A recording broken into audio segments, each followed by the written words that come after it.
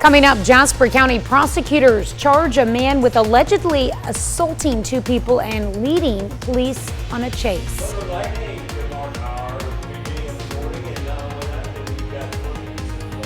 The latest from the Skywatch Witness. And Cherokee County, Kansas, sheriff's deputies arrest two people for attempting to steal from a church. The 4 states' most watched news starts now. Good morning and welcome to the KOAM Morning News. It is 5 a.m. I'm Tanya Bach. We'll get to those stories in just a moment, but first, it's raining outside. Let's go straight to Michael Hayslip. Not only a little rain, how about the thunder and lightning to go along with it? We're really picking up some action here, Tanya. Now, earlier this morning, as everything progressed kind of up to the northeast, now we're starting to see it begin down to the southwest, kind of generate right here in the middle with very heavy rain. And right here in that central portion, also the cluster of the greatest lightning. We've got these little pockets of red in Cherokee and Jasper County. Gives you an idea of that southwest and northeast movement that we're seeing right now as everything moves up from northeast Oklahoma and then kind of splits the state line, and it's going to be here all morning long for the most part. Just behind it up to the northwest, that's the cold front that we've been anticipating, anywhere from about a 20-degree difference. See 51 in Yates Center, still holding on to the low 70s there in Miami and in Grove. Slowly but surely, even after we hit sunrise, the cooler temperatures sink down to the southeast. It's going to be chilly by the time we get to the afternoon hours. As a matter of fact, we're going to go from 60s is where we all started at midnight down to the 40s by the time we hit the noon hour. As we progress into the afternoon, we finally get a little break from our rain, but it's in no hurry to leave. Look at this along I-44 and down to the south all throughout the morning hours. So that's what we're going to look at for flooding concerns coming off of what we had from Sunday into Monday. Soil's already pretty saturated. Luckily, all that wintry precip, it's going to stay to the far north. After we get through today on the 7-day forecast, temperatures really do stay below normal for Wednesday and Thursday. And then Friday, back into the 70s. Still a chance for some scattered rain on Saturday. Easter Sunday, though, starting to look pretty nice. All right, thanks, Michael. Jasper County prosecutors charge a man for allegedly assaulting two people and leading police on a chase. Authorities say on Saturday, 27-year-old Mark Thomas of Joplin assaulted his elderly roommates, stole their vehicle, and began driving erratically in a Walmart parking lot. Police responded and gave chase into Duquesne, where Thomas crashed into a tree. He then ran to Turkey Creek, tried to swim away, but was arrested. Thomas is charged with 2 counts of second-degree domestic assault, 1 count of tampering with a vehicle, and resisting arrest. Cherokee County, Kansas sheriff's deputies arrested 2 people for attempting to steal from a church. One of those people is Zachary Davenport, who was wanted out of Jasper County, Missouri for property damage. On Monday, authorities saw Davenport wearing a mask with a reciprocating saw near a church van. Davenport noticed the deputies and got back in his car, driven by a woman, and left. Deputies pulled them over and found stolen property and drugs in the car. Both were arrested. At the beginning of the school year, we brought you several stories of how local districts were struggling to stay staffed. Some even canceled classes due to low staffing. Now, officials with the Carl Junction School District say things have improved since the start of the year in some areas. CJ Superintendent Phil Cook says filling certified positions, which would be teachers, with qualified staff or substitutes has become a bit easier. Well, I think last time we visited, it was right in the middle of some uptick in our sickness, some related to COVID, some to other illness. We're pretty healthy now as a student body and as a staff. So in that respect, things are much better.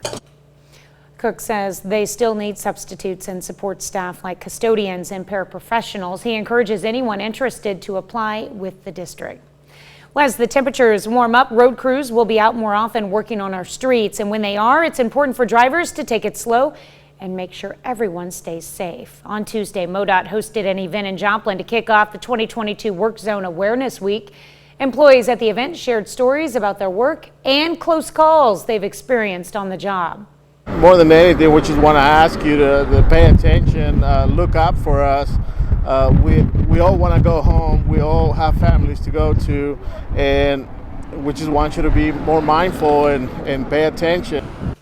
Officials say last year 17 people died in work zones on Missouri roadways, and since 2000, 34 MoDOT employees have been killed on the job. Area healthcare providers came together on Tuesday to celebrate organ donors and the gift they provide to others.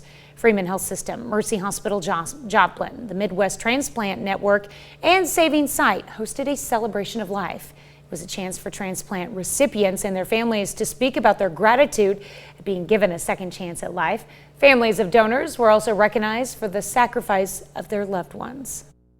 Jeremiah's legacy can continue on, and other lives that have been the recipient, their lives and family members can continue on because they touch one another, and as you can see, it just continues to grow from there. As part of the event, donor families were given a small vial of sand to put in a vase to show unity among donors. The Oronogo Fire District says it feels like Christmas in April because of a shipment of new equipment arriving. Officials say back in December, the Missouri Department of Conservation awarded the district a 50-50 grant, meaning the grant covered half the cost of the new equipment, about $3,000. On Tuesday, that equipment came in, including new gloves, hoods, flashlights, helmets, goggles, and a backpack water pack. Oh, it's very needed. Our equipment, just like anything, it gets wore out. And with a small town, small budget like we are, without things like this, we wouldn't be able to replace equipment as needed. The Oronogo Fire District staffs 4 people, but relies on the support of 14 volunteer firefighters. Well, it's time to get your game on. Today is National Scrabble Day. It marks the birthday of its inventor, Alfred Mosher Butts, who was born on April 13th, 1899. The game is now so popular it's sold in 121 nations and played in 29 different languages. More than 150 million Scrabble sets have been sold. It was even made into a daytime TV game show in the 1980s. You can enjoy the day by playing with family or at home, or you can play online and post to social media with the hashtag National Scrabble Day. I drew a blank square on my desk this morning. It was just sitting here in front of me, so I got a blank space. So that will Can I use that? That will not help you. It's too much. It's on 0 points for a blank, word, right? Yeah, that won't help you on the triple word score. No. Yeah, at least I needed a Z. I didn't get the Z. I got a blank. Or you get stuck with the X. I have no idea what this you're is, you're but it stuck was racking it was your left for brain, me this morning, right there. trying to figure out what in the world am I going to use for the X. We used to have a rule. You could not use Greek alphabet. Oh. Well, sometimes it's easy to dump letters doing that. All right, if we work up from Delaware County up through Ottawa County, and then it scrapes a little portion of northeast Newton, all throughout Cherokee, Jasper, into Barton County right there. That is the heavy rain. I'm going to throw in a lightning tracker here. Those are just in the last 5 minutes. But then if we were to extend the lightning tracker, say about 15 minutes, yeah, that's the amount of strikes that we're picking up. We get a little break along 49, but then back at it in Vernon County, up and around Nevada. Right now, we're void of any watches or warnings, so we've been able to avoid those for the most part. But remember, as this front pushes through, we're going to see a massive drop in our temperatures, already down into the low 50s up to the northwest, and those will continually drop down to the southeast all throughout the day, be down to the 40s by the time we're in the noon hour. Not going to be done with this till late morning, early afternoon. All right, thanks, Michael. That's a look at this morning's top stories and weather in our first 7 minutes. Coming up on the KOAM Morning News, the Titans take on the Bulldogs. Will they pull off a victory or will they fall? Stick with us. We'll have your answer. Plus, kindergartners in Missouri are making school a little easier for upcoming students. Today, we want to know, how did you help out when you were younger in school? And new data from the CDC about how some STDs saw an increase at the end of 2020. You're watching the KOAM Morning News. More real news in the morning. We'll be right back. Pittsburgh State Gorillas on the road up against the Emporia State Hornets. PSU aiming for the season sweep over ESU after winning each of the first 2 meetings. Gorillas into the night in second place in the MIAA. 17-6 conference record. And it's got a little wild as Pitt State gave up 6 runs in the 9th inning, including a walk-off grand slam as Emporia State wins at 11-10. For the Gorillas, Brett Daly went 3 for 5 with 2 home runs. and a pair of RBIs. Missouri Southern also in action on the road against Rogers State. We go from a slugfest to a pitcher's duel as the Lions bounce back after being swept by Central Missouri last week and win it 2-1. Matt Miller drives in both of the runs for Southern. He went 2 for 4 with 2 RBIs. Columbus Titans off to a red-hot start this spring, 8-0 to begin the season. So far, they've outscored those 8 opponents 83-15. Columbus aiming to stay perfect, and at home, CNC doubleheader against Galena in Game 1, first inning. Landon Midget goes into left field. That's a base hit that's going to score Jackson Howardy for the first run of the day. Next batter, Brett Hamilton. High in the air to left center. This will careen off the bottom of the fence. Here comes Cade Saporito, and Columbus is up 2-0. Hamilton in for the double, and the Titans far from done. Back to the top of the order, Jackson Howardy. That's out of here. Pole got in the way, but take my word for it. Because Columbus put up 9 runs in the first inning. In the second, more long ball action. Landon Midget turns on this one off the foul pole. 3-run home run for Midget, all Columbus in Game 1 as the Titans finish it in 3 innings, 17-0. Tack that on to the 83 that they scored in the first 8 games. That's 100 runs through 9 games. And then they made it 106 through 10 games because in Game 2, they swept the doubleheader. Final score 6-2, and they are now 10-0 to begin the season. Major League action, I-70 series. Cardinals hosting the Royals. Game 1 of a quick 2-game set, and the Cards win at 6-5. Nolan Arenado, he has been just on fire. He had a 2-run home run, and guess who homered after Arenado did? Albert Pujols. Pujols went 3 for 4 last night. Career home run number 680. It's his first of the season and his first as a St. Louis Cardinal since September 22nd, 2011. Pittsburgh State Gorillas in the final week of the spring schedule as PSU finishes up spring drills. It's the annual spring game then, Friday night at Carney Smith Stadium. Gorillas with one more practice before hitting the field for that spring game. And this year, just like last year, won't be drafted teams or anything like that. Spring game, just straight offense against defense. Here's how the scoring is going to work. All right, on offense, scoring is normal, plus they get a point for every first down and every 20-yard play. So how's the defense going to put up points? Well, turnover is the best way to score, but they also get points for forcing punts, tackles for loss, of course that includes sacks, stops on 2-point conversions, and fourth down. Here's Coach Brian Wright on what he's looking for Friday night.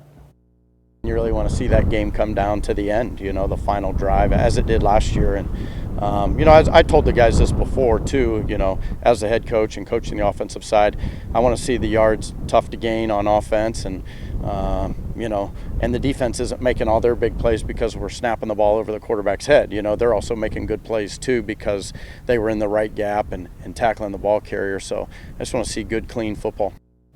Still to come on the KOAM Morning News, Nokia stops doing business in Russia due to the invasion of Ukraine, and a check on our 7-day forecast. When the KOAM, boom, Morning News returns. Just past 5:17, and we are in the midst of thunderstorm activity, 7th and Rangeline, where we got it coming down just about sideways right before we went to break there as we faced our camera off to the north-northwest.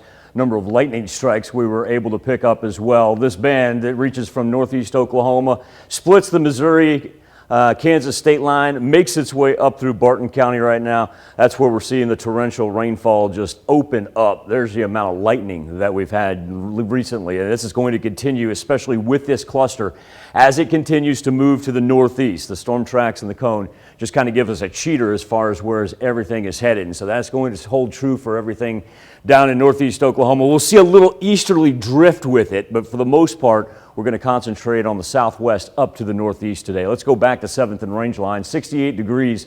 Temperatures are going to continue to fall as we're already seeing that in the northwestern section of the 4 states down to 51 in Yates Center, 50 in Iola. Compare that to the 70s, high 60s that we're still hanging on to in northeast Oklahoma and throughout southwest Missouri. As anticipated, they did have tornadoes in Iowa last night. Those are the storm reports that we have as far as funnel clouds go.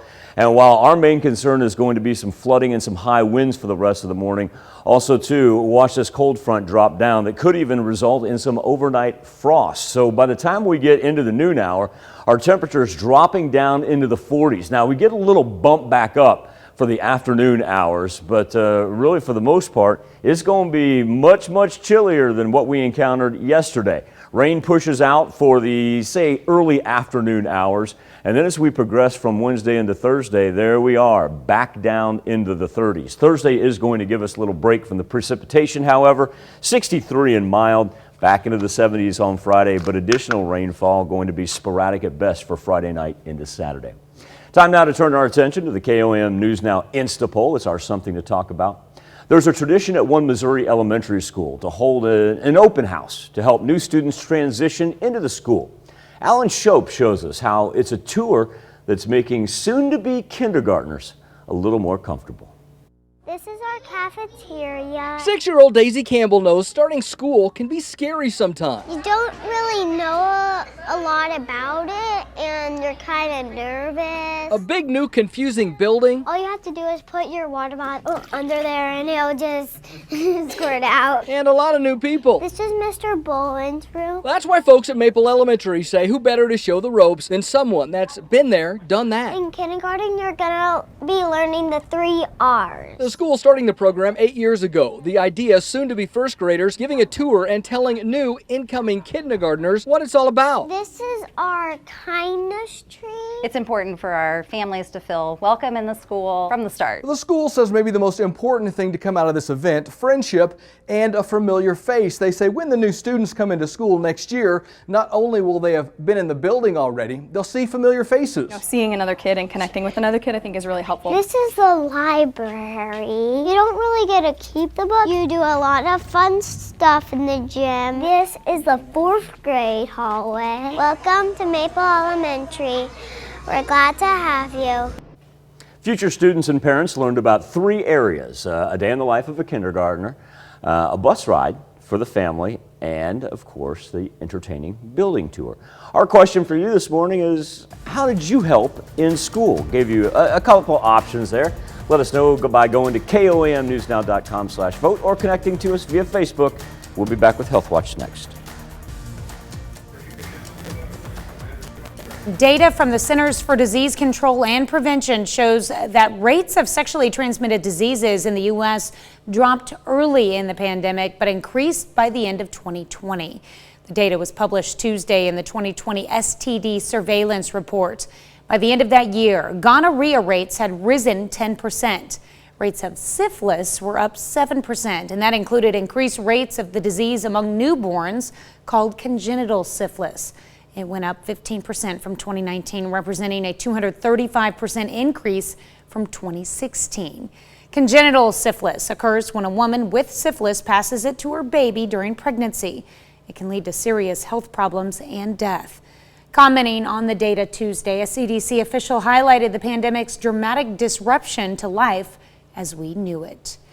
Mental health in children and adolescents has only worsened during the pandemic. Now the U.S. Preventative Services Task Force is set to recommend that kids ages 8 and older should be screened for anxiety. The task force is made up of an independent panel of experts who makes recommendations on screenings and preventative medicine. The decision to recommend early screenings in children for anxiety was based on review of studies that evaluated screening tests in adolescents and the benefits of early treatment. The task force found with moderate certainty that screening for anxiety in children over 8 would lead to improving outcomes. A warning from the CDC after an outbreak of a rare but potentially deadly disease in Florida, affecting not only those who live there, but also people who travel to the Sunshine State. Mandy Gaither has more on the illness and what doctors are urging high-risk groups to do now. It's an outbreak in Florida. Cases of meningococcal disease skyrocketing. The illness can infect the lining of the brain and spinal cord or bloodstream, and it's spread through direct contact like kissing or sharing a drink. 10 to 15% of patients that get infected will die from it.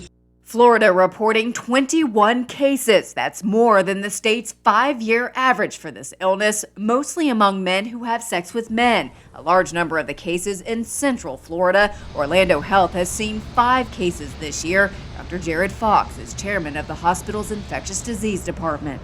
Typically, the symptoms will start anywhere between 3 to 6 days after exposure. Those symptoms start out like the flu. Fever, headache, a stiff neck. Other symptoms include nausea, vomiting, eyes that are sensitive to light, and confusion. Getting treatment early with antibiotics is key because a person infected can deteriorate rapidly. This is typically someone who may be complaining of a headache in the morning, and by evening time, evening time, they're dead or comatose. The best way to protect yourself is to be vaccinated against this disease. These high-risk groups are now being urged to roll up their sleeves. College students, those who are immunocompromised, people living with HIV, men who have sex with men, and anyone who hasn't had a vaccine in the past 5 years. Florida is also reporting multiple cases in college students. Health officials do not believe these cases are linked to the larger outbreak. That's a look at some of today's top health stories. You're watching the KOAM Morning News. Got it coming down in sheets right now on a line from really Delaware County and Ottawa County into portions of Newton County. There's a little easterly drag, if you will. It's got northeasterly movement and then just kind of falls off to the east. And so everybody on the eastern edge of southwest Missouri, that is what is headed your way. And like I said, you get into that red and that orange, that's raining coming down sideways right now to go along with a cluster of lightning right there in the center. We'll be back with more KOAM Morning News right after this. Coming up, Jasper County prosecutors charge a man with assaulting 2 people and leading police on a chase. Rain coming down in sheets. Combo that with the lightning for this morning. We'll have the latest from the Skywatch Weather Center. And Cherokee County, Kansas, sheriff's deputies arrest 2 people for attempting to steal from a church. The 4 states' most watched news starts now. Good morning and welcome to the KOAM Morning News. It is 5:31. I'm Tanya Bach. We'll get to those stories in just a moment, but first, let's go to Michael Hayslip. Rain splattered, Tanya, would be an understatement. Look at it coming down sideways over 7th and Range Line in Joplin every now and then. We've been picking up lightning strikes as we focus that camera off to the northwest right there, focusing right on this line that comes out of northeast Oklahoma, almost splits the Kansas-Missouri state line, and now has made its way all the way into Vernon County up to the north. That's that area that we were talking about that not only was packing the lightning, but also the sideways rain. Now we're seeing it increase on the northern edge of Jasper County and into Barton County as well. As it stands, the last advisory that we even had on the board was about 1 a.m. That was a wind advisory. It's been allowed to expire, and we are void of any flooding advisories, watches, or warnings for the time being. But remember, we had some record-setting rainfall from Sunday night into Monday, so the longer this lingers, the more the chances are that we are going to see flooded roads early this morning. And now, hopefully, ground's able to absorb after a day of warm weather that we had yesterday with the high winds. And here we are at 68 degrees, so still the temperatures aren't too bad, but they're going to continue to fall. Now we're seeing that dividing line of the cold front work its way on about a line from Oswego to Pittsburgh to Nevada, where it's already fallen into the high 40s in the northwest portions with the Yates Center and Iola. So we've still got that 20-degree difference as the temperatures will plummet all the way down to really about noon, 1 o'clock. Get to noon, and even as the rain lingers on the east side, our temperatures are going to be in the mid-40s. We'll get a little stabilization for the afternoon, and as it pushes off, there we are, back up into the 50s, kind of linger there until sunset. But after sunset, down we go again to the point where we throw up these 30s. We could even see some patchy frost every now and then. Just had a huge lightning strike over 7th and Range Line right there. At least we get a little sunshine on Thursday, even to go along with cooler temperatures back up into the 70s on Friday, but then a cool Easter weekend as well. Some rain lingering into Saturday morning. Easter Sunday, highs of only 63 with partly cloudy skies. All right, thanks, Michael. Jasper County prosecutors charge a man for assaulting 2 people and leading police on a chase. Authorities say on Saturday, 27-year-old Mark Thomas of Joplin assaulted his elderly roommate, stole their vehicle, and began driving erratically in a Walmart parking lot. Police responded and gave chase into Duquesne, where Thomas crashed into a tree. He then ran to Turkey Creek and tried to swim away, but was arrested. Thomas is charged with 2 counts of second-degree domestic assault, 1 count of tampering with a vehicle, and resisting arrest. Cherokee County, Kansas Sheriff's deputies arrested 2 people for attempting to steal from a church. One of those people is Zachary Davenport, who was wanted out of Jasper County, Missouri for property damage. On Monday, authorities saw Davenport wearing a mask with a reciprocating saw near a church van. Davenport noticed the deputies and got back in his car driven by a woman and left. Deputies pulled them over and found stolen property and drugs in the car. Both were arrested. As the temperatures warm up, road crews will be out more often working on our streets, and when they are, it's important for drivers to take it slow. Make sure everyone stays safe. MoDOT on Tuesday hosted an event in Joplin to kick off the 2022 Work Zone Awareness Week. Employees at the event shared stories about their work and close calls they've experienced on the job. Some of the things we see every day is those close calls. It's way too many close calls.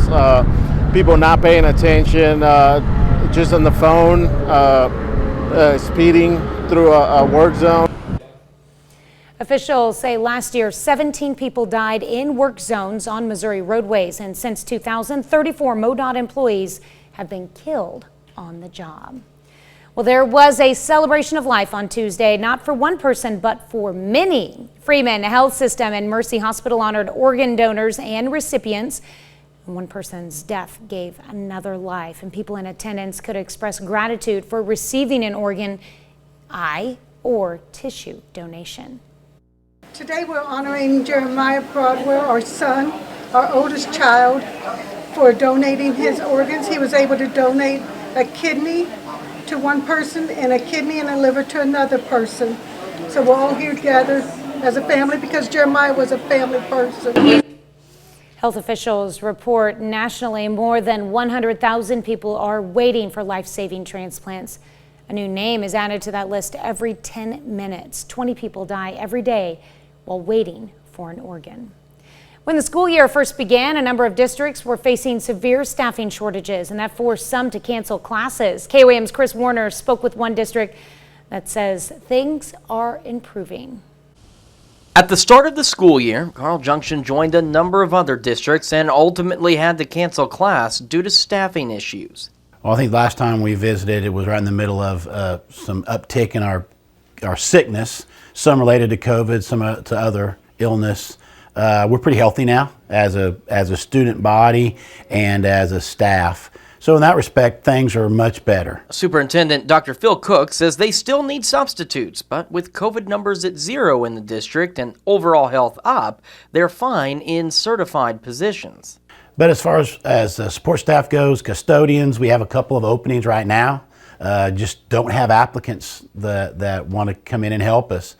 Our kitchens are the same way, pairs. We've seen some challenges with our support staff, but as far as certified staff, things look really good. Jill Wilkins is a library assistant at the Intermediate Center and is a paraprofessional. Paraprofessionals can oftentimes provide one-on-one support for students who need extra help. And that really helps the classroom teacher because the para can float and go around and help those and see where they are and know if they need help, and the teacher doesn't have to stop, or sometimes the teacher doesn't always know, and the para is there that can come alongside and help with that and keep the class flowing, helping those who need help. But like custodians and kitchen staff, paraprofessionals are also in short supply in the district, which can have a significant impact on the classroom and, more importantly, on students. Some of the children cannot get all their work done because they have to stop and they can't keep up sometimes. Or it creates extra work for the teacher because they get their papers turned in and they realize, okay, this child is not able to get this done, we need to go back. It just creates more work. Wilkins says she does have her substitute teaching certificate and does occasionally get pulled from her regular duties to sub in a class, stressing the need for subs and support staff. In Carl Junction, Chris Warner, KOAM News. Cook says they have several support positions open and are actively accepting applications for anyone who wants to come help the district. Here's Michael with a look at your forecast. Still no break from these sheets of rain that are coming down, now pushing through the central portion of our highlighted counties in southwest Missouri, originating down in northeast Oklahoma and now stretching from the Arkansas, Oklahoma, Missouri state line all the way north of Vernon County. And that's not only heavy rain, but there's a huge amount of lightning packed in there as well. Our temperatures, remember, after this front passes through, and the rains will linger even as the heaviest rain pushes off to the east. Rains are going to linger for the rest of the morning, and then our temperatures on the backside of that drop all the way down to the point where we're going to be talking about mid-40s around the noon hour. Finally, a little stabilization for the evening, back up into the 50s. But tell you what, get ready for some patchy frost overnight as well. All right. I don't think we'll get down to freezing. We'll be close. We will be close. I'm so ready for spring, like official spring and summer. Yeah. Yeah, it'll be nice. Maybe not the summer heat, but no more freezes. Yesterday wasn't bad. Yeah, it was nice. All right, thanks, Michael. This morning, we're discussing helping in school. Some kindergartners in Missouri help their soon-to-be kindergartners learn the ropes of the new school. It helps those incoming students feel more comfortable with the building. It also helps put parents at ease knowing their kids are going to feel more at ease in their new school. As parents and kids know, starting school can be scary, so it's become a tradition in this Missouri school to ensure that students at Maple Elementary can feel at ease when taking in a new environment. Our question for you this morning is, how did you help in school? Gave several examples: tour guide, teacher's assistant, tutor, other, or none of the above. Right now, preliminary vote, 76, almost 3/4, just a little bit more than 3/4. Say none of the above. Plenty of time to get on and let your voice be heard. KOAMnewsnow.com/vote, or connect to us via our Facebook page at KOAM News Now. Does teacher's pet count as teacher's assistant? It's not an option. Not an option, okay. That's a look at our top news stories. You have an other. There you go, other. All right. Coming up this half hour in the KOAM Morning News, a Dolphin Show takes minds off the misery of war in Ukraine. Plus, Ukrainians fight to keep Mariupol from Russia's hands while there's still claims of Russian use of chemical weapons. We'll have the latest. You're watching the KOAM Morning News. More real news in the morning. We'll be right back. Topping World Watch, joining many other companies, Nokia has announced its exit from Russia over President Vladimir Putin's attack on Ukraine. Meanwhile, Ericsson is putting its business in Russia on hold indefinitely. The moves by the two telecom giants cast doubt on Russia's ability to build superfast 5G networks. Their departure leaves China's Huawei as the only top 3 global provider of 5G networks still active in the country. Severe sanctions on Russia by Western nations have included restrictions on advanced technology. However, Western leaders believe it is also necessary on humanitarian grounds to keep telecom networks functioning so Russians can access information from abroad. Nokia said it would, quote, aim to provide the necessary support to maintain the networks, and was working to ensure compliance with sanctions. Ukrainian President Volodymyr Zelensky announced Tuesday on Telegram that Viktor Medvedchuk, a pro-Russian Ukrainian politician and oligarch, had been detained in a, quote, special operation. Zelensky posted a photo of a handcuffed and disheveled-looking Medvedchuk wearing fatigues. Prior to Russia's invasion of Ukraine, Medvedchuk had faced allegations of treason in Ukraine and had been under house arrest. His whereabouts has been unknown in the weeks following the invasion. Medvedchuk was sanctioned by the U.S. in 2014, quote, for threatening the peace, security, stability, sovereignty, or territorial integrity of Ukraine, and for undermining Ukraine's democratic institutions and processes. Ukrainian military official says as many as 22,000 people may have died in Mariupol. Latest estimate as Mariupol remains surrounded and under siege by Russian forces. Meanwhile, Russian President Vladimir Putin says peace talks with Ukraine are at a dead end as new reports of rape and sexual violence against Ukrainian women and children surface. Mike Valerio breaks down the latest. As Russian tanks move through Mariupol, smoke billowing above the ruins, a Ukrainian military official now says up to 22,000 people may have died in the city. Those who survived described their homes turned into a hellscape. All the buildings, including ours, our 9-story building, and all the buildings were destroyed or had holes in them. There were dead bodies in the streets. You've seen the images yourself. You've seen the devastation that Russian airstrikes have wrought on Mariupol and the city. But our assessment is that the Ukrainians are still fighting for it. American and Ukrainian officials have not confirmed recent reports of a possible Russian chemical attack on Mariupol. Meantime, Russian President Vladimir Putin said today that peace talks with Ukraine are now at, quote, a dead end. I have no doubt the objectives are clear and the objectives are noble. I said that at the very beginning. I draw your attention to the fact that in my very first speech, in my address to the nation and the army, I stated the objectives. Those objectives, Putin suggested, are now narrowed to focus on the Donbas region rather than occupying all of Ukraine. The country's First Lady, Olena Zelenska, spoke through an interpreter, telling CNN how she and her family continue through the atrocities. It's like walking a tightrope. If you start thinking, how do you do it, you lose time and balance. So to hold on, you just must go ahead and do what you do.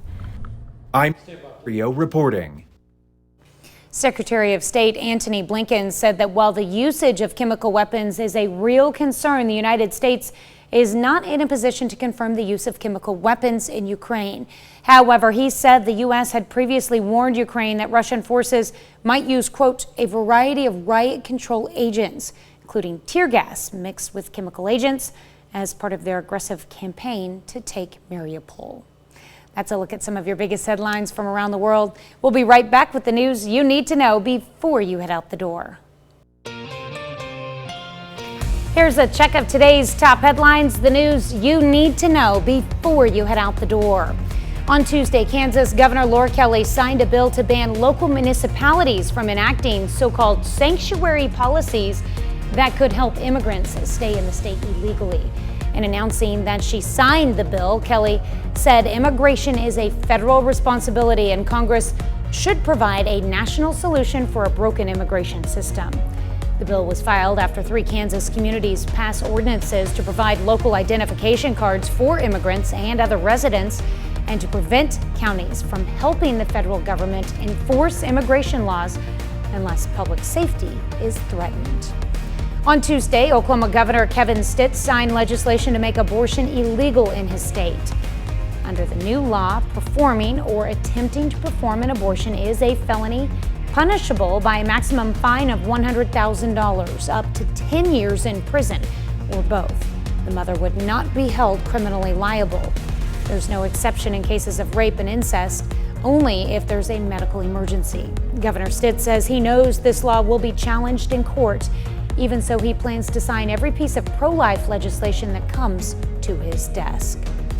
Jasper County prosecutors charge a man for assaulting 2 people and leading police on a chase. Authorities say on Saturday, 27-year-old Mark Thomas of Joplin assaulted his elderly roommates, stole their vehicle, and began driving erratically in a Walmart parking lot. Police responded and gave chase into Duquesne, where Thomas crashed into a tree. He then ran to Turkey Creek and tried to swim away, but was arrested. Thomas is charged with 2 counts of second-degree domestic assault, 1 count of tampering with a vehicle, and resisting arrest. Cherokee County, Kansas Sheriff's deputies arrested 2 people for attempting to steal from a church. One of those people is Zachary Davenport, who was wanted out of Jasper County, Missouri for property damage. On Monday, authorities saw Davenport wearing a mask, holding a reciprocating saw near a church van. Davenport noticed the deputies and got back in his car, driven by a woman, and left. Deputies pulled them over and found stolen property and drugs in the car. Both were arrested.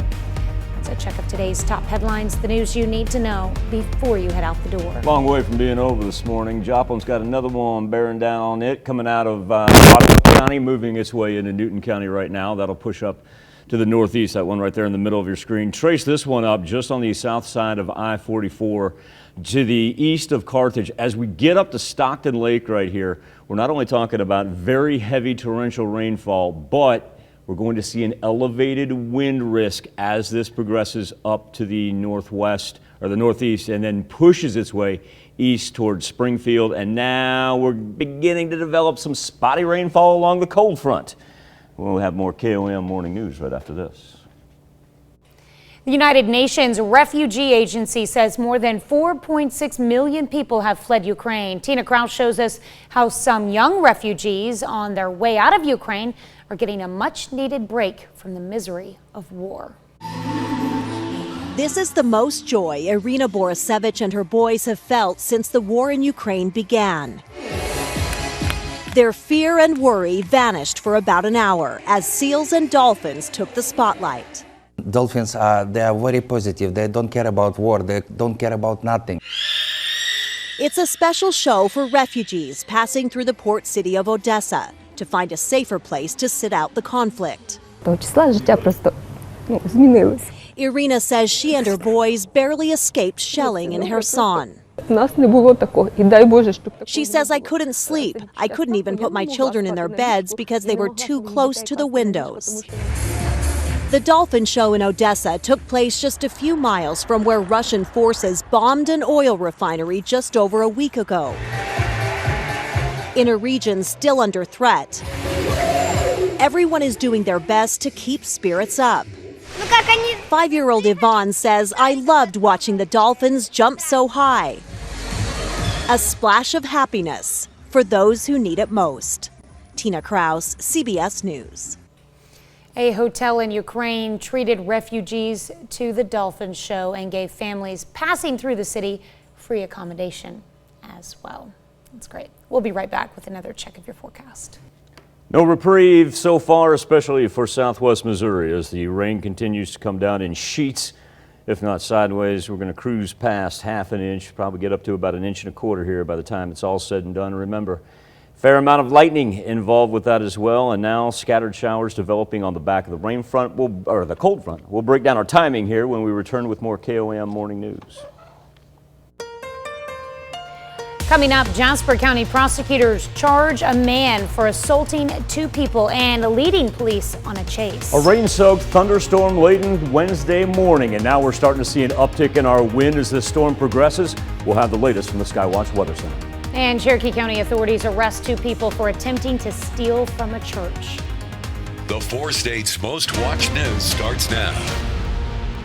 Good morning and welcome to the KOAM Morning News. It is 6 a.m. I'm Tanya Bach. We've got those stories and more, but first let's check in with Michael and see just how stormy it's going to last. All morning long, Tanya, it's originated down from the south through northeast Oklahoma and then made its way right along the state line right there. Still got some heavy rain that's going to come down the Joplin area, but want to focus on the northward expansion that we've had. Even though it kind of is shifting off to the east, it's now made its way up through Stockton. Areas of Stockton Lake reporting very, very high winds associated with this. Important to point out, we do not have any advisories, watches, or warnings in effect right now. But you get into that dark red, number 1, that's torrential. That's coming down sideways.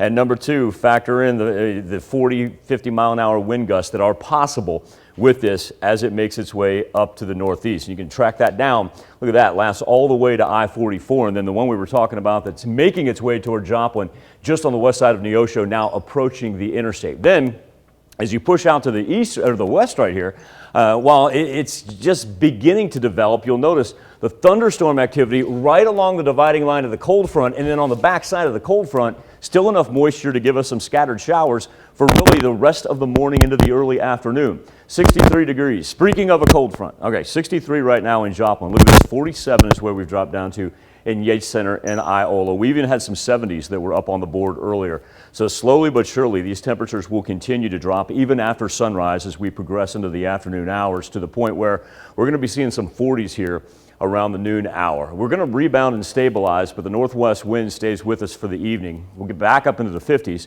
but 10 to 20 mile an hour out of the northwest. What that does really cools us down after sunset. So that means dropping down into the 30s. I think we'll avoid that freezing mark, but also, too, let's go ahead and anticipate patchy frost for Thursday morning. At least Thursday, we dry out, mostly sunny skies, and then a little bit of rain for Friday and Saturday. Easter Sunday, though, is shaping up to look pretty nice. A little bit cool, especially if you're going to be out in the morning doing a little Easter egg hunting, but kids shouldn't have any weather concerns. All right. Well, sheriff's deputies in Cherokee County, Kansas arrest 2 people for attempting to steal from a church. One of those people is Zachary Davenport, who was wanted out of Jasper County, Missouri for property damage. On Monday, authorities saw Davenport wearing a mask while holding a reciprocating saw near a church van. Davenport noticed the deputies and got back in his car, which was driven by a woman, and left. Deputies pulled them over and found stolen property and drugs in the car. Both were arrested. Prosecutors in Jasper County charge a man for assaulting 2 people and leading police on a chase. Authorities say on Saturday, 27-year-old Mark Thomas of Joplin assaulted his elderly roommate, stole their vehicle, and began driving erratically in a Walmart parking lot. Police responded and gave chase into a decane where Thomas crashed into a tree. He then ran to Turkey Creek, tried to swim away, but was arrested. Thomas is charged with 2 counts of second-degree domestic assault, 1 count of tampering with a vehicle, and resisting arrest. Oklahoma Governor Kevin Stitt signs legislation outlawing abortion in the state of Oklahoma. Under the new law, performing or attempting to perform an abortion is a felony punishable by a maximum fine of $100,000, up to 10 years in prison, or both. The mother would not be held criminally liable, and there's no exception in cases of rape and incest, only if there is a medical emergency. We want Oklahoma to be the most pro-life state in the country. We want to outlaw abortion in the state of Oklahoma. What you're doing is creating a system where those who can afford to go to another state will do so. Governor Stitt says he knows this law will be challenged in court. Even so, he plans to sign every piece of pro-life legislation that comes to his desk. President Biden had previously accused Moscow of war crimes, and now he's using even stronger language. Satellite photos show a long line of Russian forces heading away from the capital of Kyiv and into eastern and southern Ukraine. Russian President Vladimir Putin insists the campaign in Ukraine is going as planned, while President Biden describes Putin's actions as, quote, genocide. He later doubled down on those remarks. Meanwhile, the city of Mariupol remains under siege. Ukrainian officials say at least 10,000 civilians have been killed in the city since the invasion began. This is the same city where President Zelensky and Ukrainian forces say they were hit with possible chemical agents. The U.S. is still working to confirm those claims. We'll have more on the Russian invasion of Ukraine later in the show. Well, it feels a lot like Christmas for one area fire district. A shipment of new equipment has just arrived for the Oronogo Fire District. Officials say back in December, the Missouri Department of Conservation awarded the district a 50-50 grant, meaning the grant covered half the cost of the new equipment, about $3,000. On Tuesday, that equipment came in, including new gloves, hoods, flashlights, helmets, goggles, and a backpack water pack. Oh, it's very needed. Our equipment, just like anything, it gets wore out. And with a small town, small budget like we are, without things like this, we wouldn't be able to replace equipment as needed. The Oronogo Fire District staffs 4 people, but relies on the support of 14 volunteer firefighters. Celebration of Life took place on Tuesday. Freeman Health System and Mercy Hospital honored organ donors and recipients. One person's death gave another life. People in attendance could express gratitude for receiving an organ, eye, or tissue donation. Today we're honoring Jeremiah Broadwell, our son, our oldest child, for donating his organs. He was able to donate a kidney to one person and a kidney and a liver to another person. So we're all here together as a family because Jeremiah was a family person. Health officials report nationally more than 100,000 people are waiting for life-saving transplants. A new name is added to that list every 10 minutes. 20 people die every day while waiting for an organ. Well, this was a sweet day back in 1978, at least for some people. On April 13th, 1978, the New York Yankees gave away thousands of Reggie bars to fans on opening day. Naturally, tossed them onto the field after star outfielder Reggie Jackson homered in his first at-bat. The cleanup delayed the game for 5 minutes. Now, early in his career, Jackson actually predicted that someone would name a candy bar after him. So the Curtis Candy Company, also known for developing the Baby Ruth bar, created the Reggie bar, which featured chocolate, peanuts, and a caramel center. After he hit the 3-run homer, Jackson expected the shower of thousands of candy bars. Quote, "I didn't want to get hit in the head," he told reporters. "I knew it was a gesture of appreciation." The straw that stirs the drink, and I'm sure that you have made many a Royal fan happy right there by talking about the New York Yankees and Reggie Jackson. Well aware that we've got shower activity that's beginning to develop through southeast Kansas, but we really need to concentrate on this line in southwest Missouri because it is torrential rainfall with an updraft of some high winds now kicking in as this thing gets close to Stockton Lake. So take that Greenfield to Stockton line right there. No storm reports as of yet, and it is slowly pushing east, trying to exit out of our counties, but once again, that's going to be the most treacherous driving. And you notice that does clip portions of 160, 39 is going to be very problematic from Greenfield up to Stockton right there. And eventually even the old Kansas Expressway when you get into portions just west of Springfield. That's a look at this morning's top stories and weather in our first 7 minutes. Coming up on the KOAM Morning News, we've got a special interview with Special Olympics right here in the studio. You don't want to miss it. Plus, police carry out a manhunt for a subway shooting suspect. Police continue their search for a person of interest in the investigation into a mass shooting at a Brooklyn subway station. I'm Naomi Ruckham with who they're looking for as detectives work to determine a motive.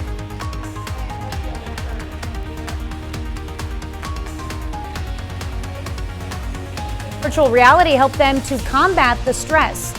You have the details. You're watching the KOAM Morning News. More real news in the morning. We'll be right back. Topping Nation Watch this morning, there is a $50,000 reward for information about yesterday's shooting at a Brooklyn subway station.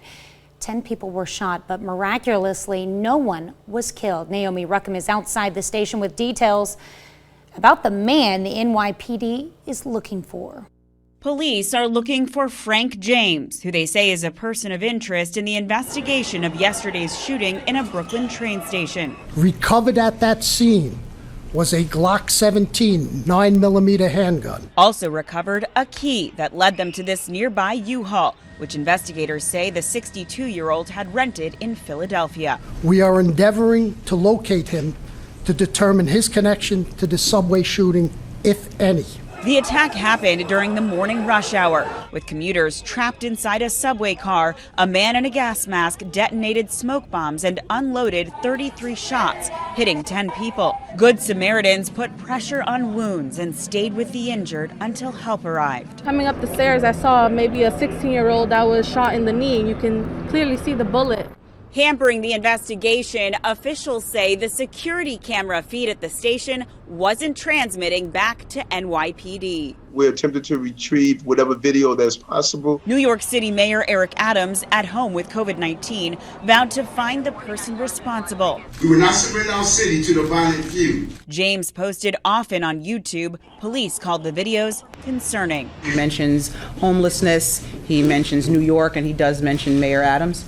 And as a result of that, in an abundance of caution, we're going to tighten the mayor's security detail. Police don't have any information yet about the gunman's motivation. Naomi Ruckham, CBS News, Brooklyn.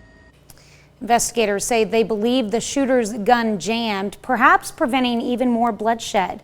President Biden praised the first responders and civilians who helped the injured. He says federal officials are coordinating with local law enforcement. Comedian and actor Gilbert Gottfried has died at the age of 67. His family says he had been battling an undisclosed illness for a long time. Gottfried rose to fame in the 1990s with his stand-up comedy. He was known for his distinct voice, which he employed in his role as Iago in the Disney classic Aladdin. Gottfried leaves behind a wife and 2 children.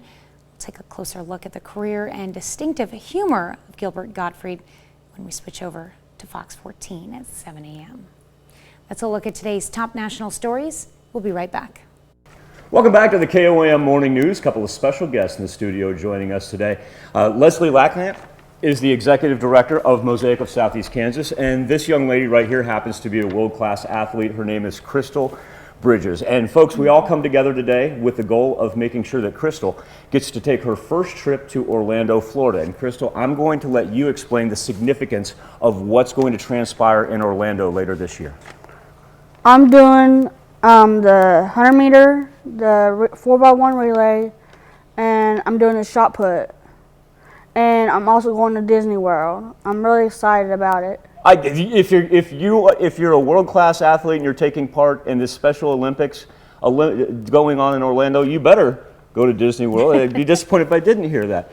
For those of you that may not be familiar with Crystal's background, she's been doing this for 15 years, competing at a world-class event for 15 years. And I went through the other sports that I saw you took part in bowling and baseball. Yes. But you've kind of focused in on track.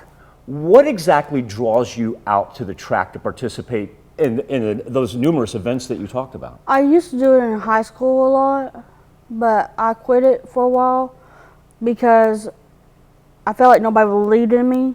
Like, I couldn't do it. They kept on saying, oh, you can't do this, you can't do that. So I proved to everybody when I got into Mosaic and Bridges that I could do things on my own and be more mature and be who I want to be.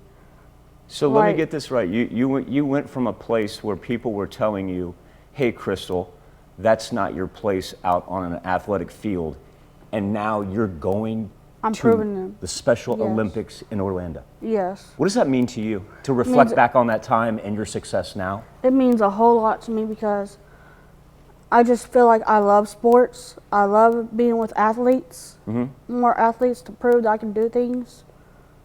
Like, I just feel so good about myself that I can prove to everybody I can do it.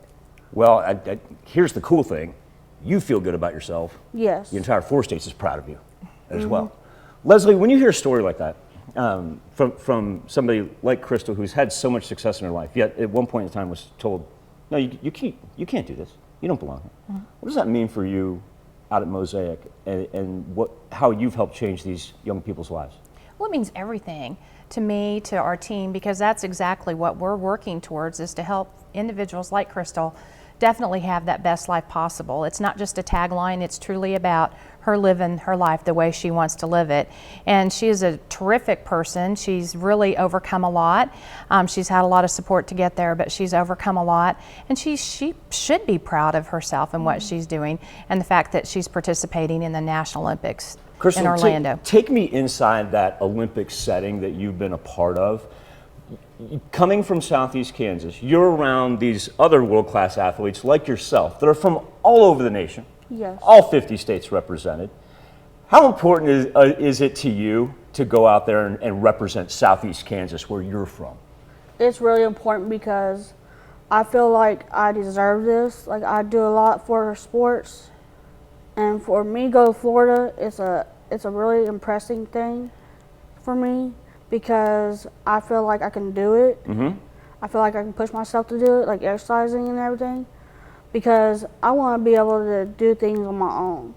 Like, I want to start doing more active, like, sports. And I want to not just do track and field, I want to do a lot of sports. You say you want to keep doing active sports. You just railed off 5 different track events that you're in. I think I pulled a hamstring walking up the stairs. I want to do bowling because I love bowling. And I want to do swimming, and the other one was volleyball. That's tremendous.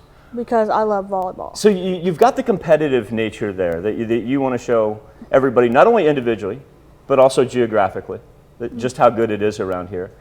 But what is it also to, like, the camaraderie and the friendship once you're at an event like this? I met some friends at camp Saturday, and it was really impressive. Me and Leslie talked about it on the way up here, and I met Casey and Joe and Patrick, who are my friends. They're my track meet friends. They go on the track with me. And we ran. We did the practice runs and the shot put. And my coach was very proud of me for doing the shot put. He said, your training doesn't stop, does it? It doesn't. It goes on and on. Like, it's nonstop. I got to do it every day. There's Tuesdays and Fridays I'm off of training. Well, that's how you become an Olympic athlete. That's how right. you become world class. That's right. You just constantly go. So folks, if this doesn't inspire you, if Crystal doesn't inspire you, I don't know what is going to inspire you. So how can we help you get to Orlando? I know we got a fundraiser going on. Let's talk a little bit about that, how people can get involved and make sure that you are there in Orlando competing for the 4 states. The fundraiser we're doing, I started bracelets, and I started doing this, what's it called, diamond art. I started doing that for people, and I really enjoyed doing them too. But I raised some money for the bracelets, and Miko's my mom has gone put up the money, and every time I make bracelets for people, I give it to them and they give me the money. Like, I just feel so adored by that. Like, I just feel like I can do things. I love that it's fulfilling to you because I guarantee that those people on the receiving end, it means the world to them as well. Yeah. Also, too, if you'd like to help Crystal at home, if you search Special Olympics 2022 and simply type in her name, Crystal Bridges, it's going to pop up right there. Online fundraiser. Crystal, number 1, thank you for your time. You're welcome. Number 2, thank you for your inspiring story. Number 3, go win some medals. Yeah. Yeah! There we go. Crystal Bridges, world-class athlete on her way to Orlando to participate in the upcoming Special Olympics. And Leslie Lackham, she is the executive director of Mosaic Southeast Kansas. I want to thank you both so much for your time. Thank you. Continued success to you. Thank you for sharing your journey and your story. Thank you. We'll be back with more KOAM Morning News right after this. Topping Health Watch this morning, April is recognized as Stress Awareness Month, and we all know the high stress healthcare workers have endured the past 2 years during the pandemic. Now, research shows virtual reality can combat stress in a real way. Michael George has more. Chris Miller is an ER nurse at Ohio Health Grant Medical Center. He says the pandemic created extremely tough obstacles, surge after surge. It's just really difficult because historically you would come to work and you knew that you signed up for a stressful job, but you could kind of leave that at work. And now with the pandemic, it's everywhere. To try to combat the stress, anxiety, depression, and burnout healthcare workers have been facing, researchers at Ohio University created and tested a tranquil virtual reality experience, immersing employees in nature. The 3-minute, 360-degree experience takes them into a lush green forest, birds chirping, leaves rustling in the wind. It's a moment of respite in a very chaotic, overwhelming situation. It gives you an opportunity to get away, to escape into nature. And we know the health benefits of being in nature. Dr. Elizabeth Beverly led the study. This is a brief, accessible intervention. It's very low cost. It works for anyone who's on the unit, and we were able to reduce stress. We also found that this difference was a big difference. The VR experience was very impactful for Chris. You really get that opportunity to quiet your mind and get your thoughts to really focus on something beautiful. He says he also tries to manage his stress at home and be as present as he can with his family. When I go home, I really try to leave work at work, even though it's difficult. Getting his mind to focus on other things helps him cope. Michael George, CBS News. Researchers are looking at possible long-lasting stress benefits to the virtual reality experience, and they're introducing other scenes, including beaches and snow falling, since some people may prefer different scenes to relax. That's a look at some of today's top health stories. You're watching the KOAM Morning News. We'll be right back. Coming up, Jasper County prosecutors charge a man for assaulting 2 people and leading police on a chase. Heavy rain moving to the east, still affecting our portions of southwest Missouri. The latest from the Skywatch Weather Center. And Cherokee County authorities arrest 2 people for attempting to steal from a church. The 4 states' most watched news starts now. Good morning and welcome to the KOAM Morning News. It is 6:31. I'm Tanya Bach. Coming up, we've got those stories plus the latest on the Russian invasion of Ukraine. But we've also got storms coming through the 4 states as we speak. The heaviest rain right now, Tanya, up around Stockton Lake. And not only that, right along 39, Highway 39, just pushing off to the east is not only the heavy wind, high wind. But to go along with that torrential rainfall, so far we have been able to escape any flooding watches, warnings, or even advisories. We still have a little bit that's about to approach I-44. That's on the east side of Carthage. Then we developed just some scattered rain showers out to the west. That's why even though after the heavy rain is done, we're going to have a little bit more that will accompany that cold front that's dropping in right now. Speaking of the cold front, while it still sits at 62 over 7th and Rangeline, look up to the northwest where it's dropped down to 46 degrees in Iola. So as we progress through the afternoon, our temperatures, we're talking about mid to high 40s around the noon hour. Then early afternoon, the rain finally comes to an end, but overnight, how about a little patchy frost that's going to show up with temperatures into the 30s. At least Thursday will bring us mostly sunny skies and mild temps. We'll go low to mid 60s. All right. Prosecutors in Jasper County charge a man for assaulting 2 people and leading police on a chase. Authorities say on Saturday, 27-year-old Mark Thomas of Joplin assaulted his elderly roommates, stole their vehicle, and began driving erratically in a Walmart parking lot. Police responded and gave chase into Duquesne, where Thomas crashed into a tree. He then ran to Turkey Creek and tried to swim away, but was arrested. Thomas is charged with 2 counts of second-degree domestic assault, 1 count of tampering with a vehicle, and resisting arrest. Sheriff's deputies in Cherokee County, Kansas arrest 2 people for attempting to steal from a church. One of those people is Zachary Davenport, who was wanted out of Jasper County, Missouri, for property damage. On Monday, authorities saw Davenport wearing a mask while holding a reciprocating saw near a church van. Davenport noticed the deputies and got back in his car, which was driven by a woman, and left. Deputies pulled them over and found stolen property and drugs in the car. Both were arrested. As Russian attacks on Ukraine continues, President Biden, who has previously accused Moscow of war crimes, is now using even stronger language to describe the assault. Naomi Ruckham explains. Russian President Vladimir Putin insists the campaign in Ukraine is going as planned, as satellite photos show a long line of Russian forces heading away from the capital Kyiv and into eastern and southern Ukraine. President Biden yesterday afternoon, while at an event in Iowa on gas prices, described Putin's actions as genocide. Just before heading back to D.C., he doubled down on those remarks. Yes, I called it genocide because it's become clearer and clearer that Putin is just trying to wipe out the idea of even being able to be a Ukrainian.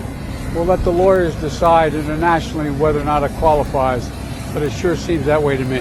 Mariupol remains under siege. Ukrainian officials say at least 10,000 civilians have been killed in the city since the invasion began. The same city where President Zelensky and Ukrainian forces say they were hit with possible chemical agents.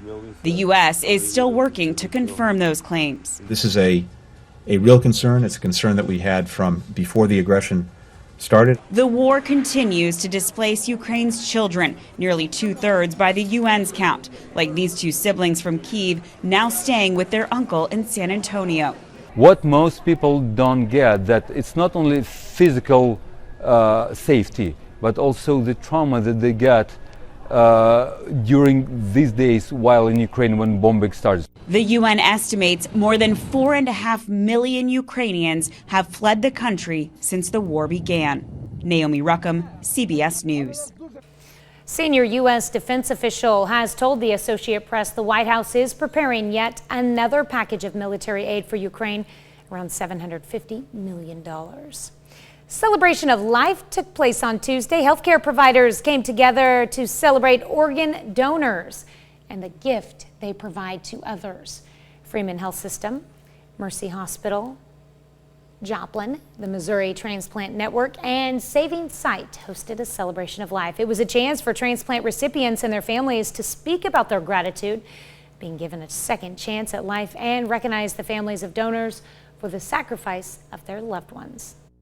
Jeremiah's legacy can continue on, and other lives that have been the recipient, their lives and family members can continue on because they touch one another. And as you can see, it just continues to grow from there.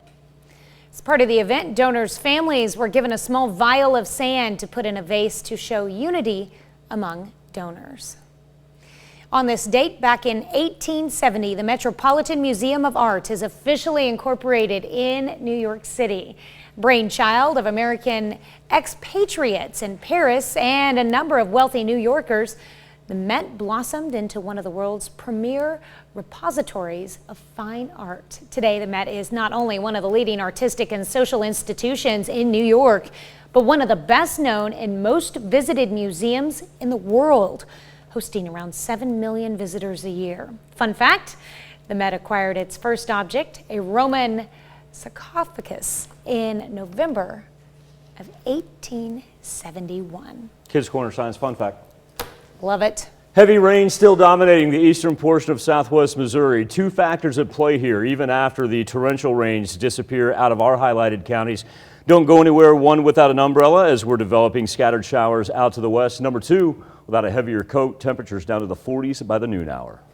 That's a look at our top news stories coming up this half hour on the KOAM Morning News. Prices hit a 40-year high last month, and experts warn do not expect things to change anytime soon. Plus, you're never too old or too young to help another person out. We want to know how you helped out while you were in school. We'll let you weigh in. We'll be right back.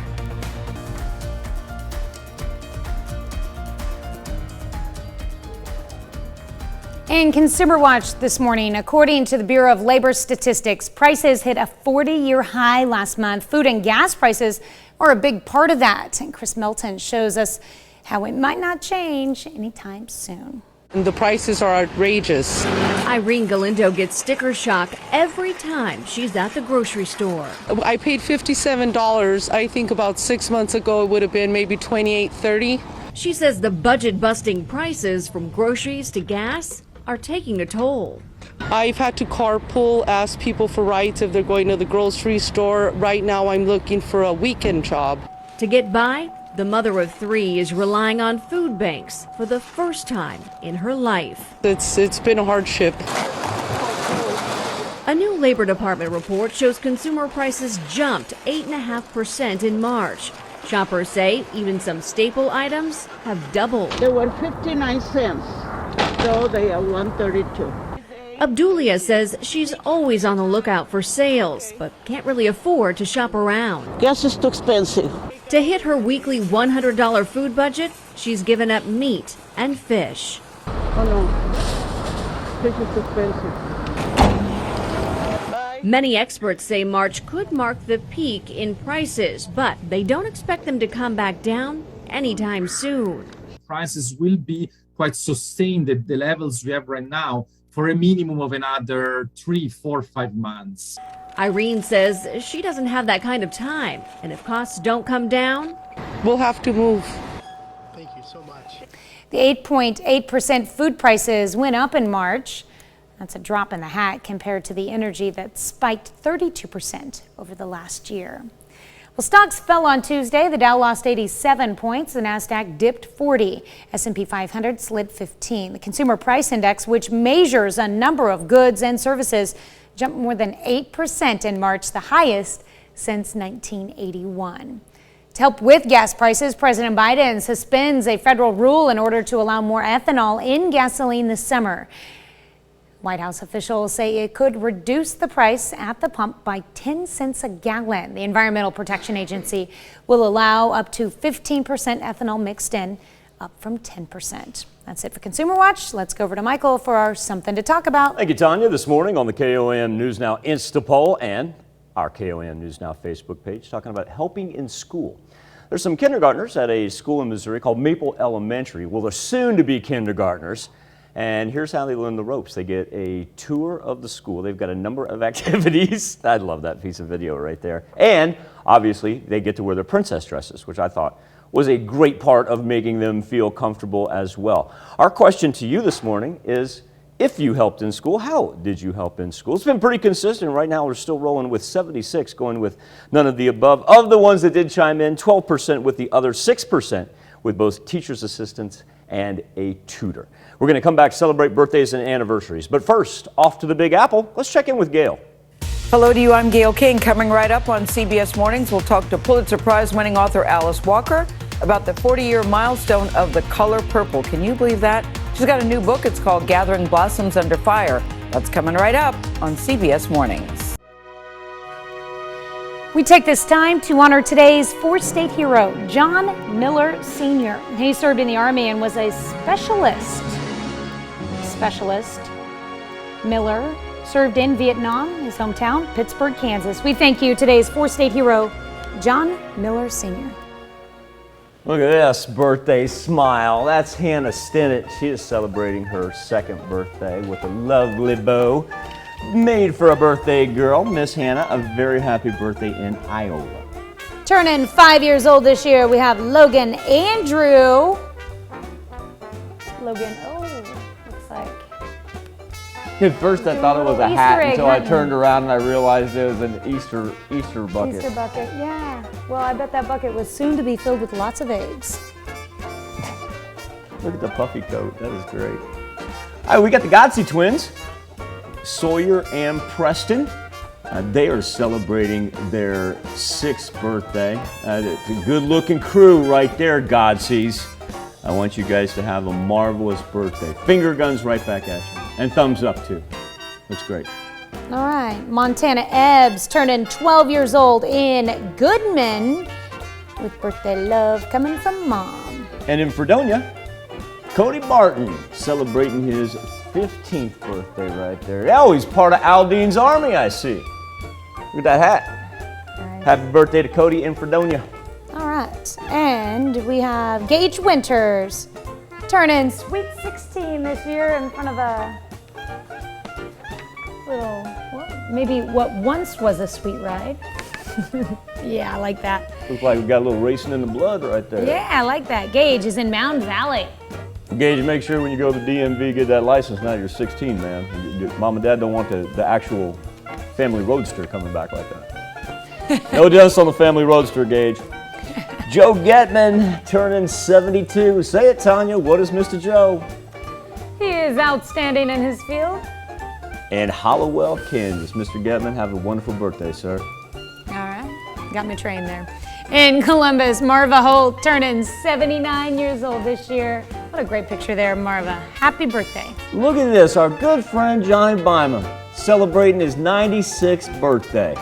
This is one of those gentlemen that we always have his birthday picture on, and it's just been a long time since I've actually had the chance to run into Johnny right there. Mr. Byma, a very, very happy birthday to you, sir. It's good to see you. All right, and Miss Rachel Mueller celebrating another year wiser. Rachel is in Humboldt. As I understand, she's turning 70 this year with birthday love coming from Lexi, Carson, Timber, Laney, and numerous family members and friends. Now that number was in quotation, so you just kind of staked your claim to that. Yeah. Okay. David Volk, we're going to give you a screen all to yourself, sir, as you celebrate your birthday in Carterville. A very happy birthday to David. Have a marvelous, marvelous Wednesday. Now, this is where you can send them into. Birthdays at KOAMTV.com. You can also go to our website, KOAMNewsNow.com. Now, here's Tanya Bach with a very important birthday announcement. That's right. You can be a member of the KOAM Birthday Club. All you have to do is go to KOAMNewsNow.com/birthday club. Sign up today. Coming up when we transition to the KOAM Morning News on Fox 14, the late, great Gilbert Godfrey. A look back at the career of the distinct comedic voice when the KOAM Morning News transitions over to Fox 14. Give you an idea of the rain that we've picked up so far. That area of green that you see stretching just east of Lamar up through Stockton, anywhere from, say, 1.25 inches to 1.5 inches already on the board. Here's where we currently sit as far as the Skywatch Storm Tracker goes. Heaviest of that rain that was up by Stockton Lake that was also causing some high winds. Now, actually out of our highlighted counties. We're still holding on to a little bit as we move to the east. This other one down here in Benton County is doing a good job moving east. Mack County, Berry County, you're going to see some of this with the heavy rain involved with it as well. It is not going to be able to make it on the other side of I-44, at least as far as we go. That'll probably skirt to the east of Springfield even. Now, as we look back on the east, we are far away from being over because now we develop some light shower activity just on the west side of that cloud cover that we see running from really Delaware County, and watch the dividing line that runs right up I-49. Look at 49 almost acts almost as a blocker for the heavier clouds to the east, and then the scattered rain showers moving out to the west right there. As far as the lightning tracker goes, we've calmed down considerably, so that's another step in the right direction. This will give you an idea exactly where the cold front's pressing into, as our temperatures will continue to drop all the way down to the mid-40s by the time we get around the noon hour. So we're a far cry from being done here, as we've already seen places like Joplin, Miami, and Neosho drop a good 7 degrees. So make sure that you grab your coat on the way out the door as well.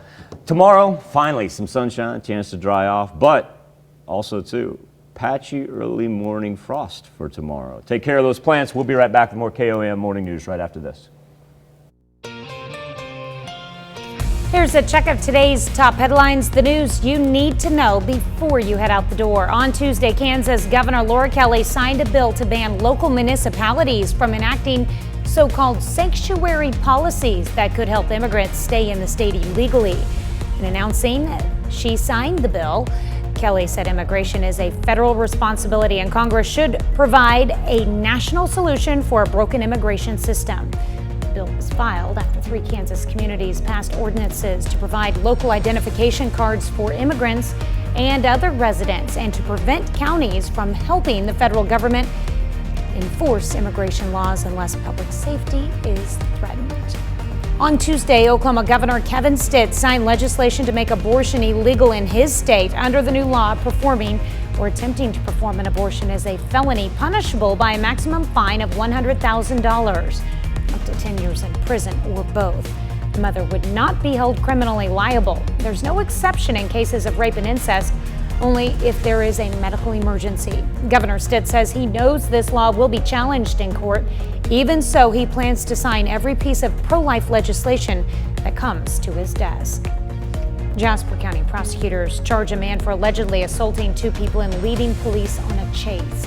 Authorities say on Saturday, 27-year-old Mark Thomas of Joplin assaulted his elderly roommate, stole their vehicle, and began driving erratically in a Walmart parking lot. Police responded and gave chase into Duquesne, where Thomas crashed into a tree. He then ran to Turkey Creek and tried to swim away, but was arrested. Thomas is charged with 2 counts of second-degree domestic assault, 1 count of tampering with a vehicle, and resisting arrest. Cherokee County, Kansas Sheriff's deputies arrest 2 people for attempting to steal from a church. One of those people is Zachary Davenport, who was wanted out of Jasper County, Missouri for property damage. On Monday, authorities saw Davenport wearing a mask while holding a reciprocating saw near a church van. Davenport noticed the deputies and got back in his car, driven by a woman, and left. Deputies pulled them over and found stolen property and drugs in the vehicle. Both were arrested. That's a check of today's top headlines, the news you need to know before you head out the door. 2 factors at play today. Number 1, even though the heavy rain is departing off to the east, scattered showers remain up until the early afternoon time period. And remember, it's followed with a cold front, so the afternoon is actually going to be rather chilly. And then overnight, dropping back down into the 30s. Expect some patchy frost for Thursday morning. Thursday, though, at least a little sunshine and low 60s, so still cooler than average, but better than what it'll be this afternoon. There you go. Well, coming up today at noon, we're making ham and scalloped potato casserole in the Mr. Food Test Kitchen. Morning news continues. CBS Mornings coming up next. Former astronaut Scott Kelly. He's out with a new book of advice for the Earthbound. Coming up on CBS Mornings, how he went from being a self-proclaimed bad student to a record-setting astronaut and the lessons he learned along the way. Or you can switch on over with us on Fox 14, where your only local morning news continues. This morning, we've got a special interview about the Special Olympics. Wait till you meet this world-class athlete, Crystal Bridges. You're going to add her story. You're going to fall in love with it. That does it for this Wednesday edition. Stay dry. Try to stay warm. Be safe. We'll do this all again tomorrow morning. And we're going to do it again today at noon.